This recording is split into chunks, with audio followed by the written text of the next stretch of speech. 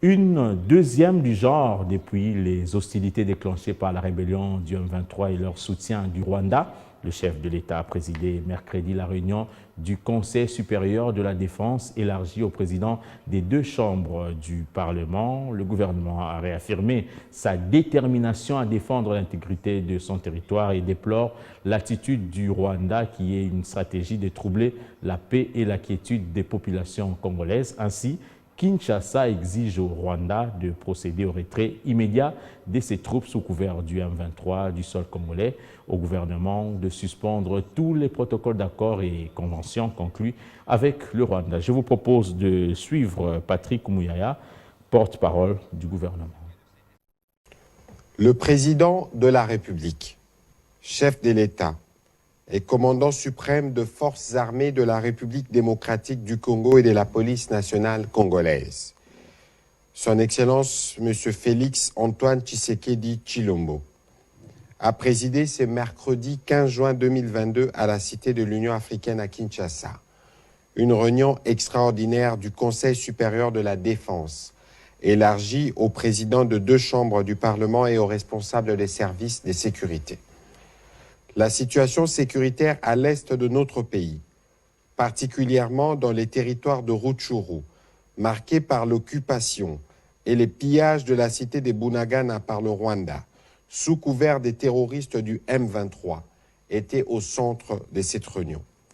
Cet acte constitue une énième agression et une violation délibérée de l'intégrité territoriale de la République démocratique du Congo.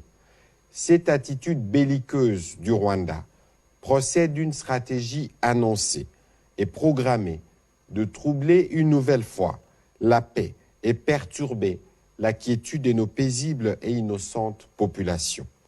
La République démocratique du Congo est déterminée à défendre chaque centimètre carré de son territoire. Tirant les conséquences de cette situation, et consécutivement à la réunion du 27 mai 2022, le Conseil supérieur de la défense a pris des mesures suivantes. 1. L'exigence faite au Rwanda de procéder au retrait immédiat de ses troupes sous couvert du groupe terroriste M23 du sol congolais. 2. La demande formulée au gouvernement de la République démocratique du Congo de suspendre tous les protocoles d'accord, accords et conventions conclues avec le Rwanda. Par ailleurs, le Conseil supérieur de la défense salue les efforts de paix et de médiation engagés par le président João Lourenço de la République d'Angola dans le cadre de la conférence internationale sur la région de Grand Lac CIRGL et le président Uhuru Kenyatta de la République du Kenya dans le cadre de la communauté de l'Afrique de l'Est. Le Conseil supérieur de la défense a également salué la forte mobilisation patriotique de la population congolaise pour le soutien indéfectible à nos forces de défense et de sécurité.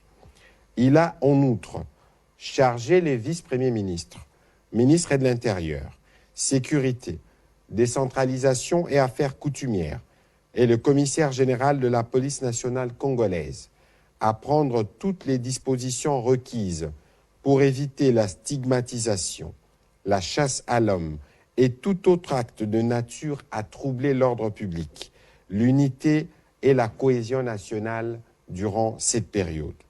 Le Conseil supérieur de la défense a réaffirmé la volonté de la République démocratique du Congo de poursuivre le processus de paix de Nairobi en cours pour la pacification de l'Est du pays et de toute la sous-région.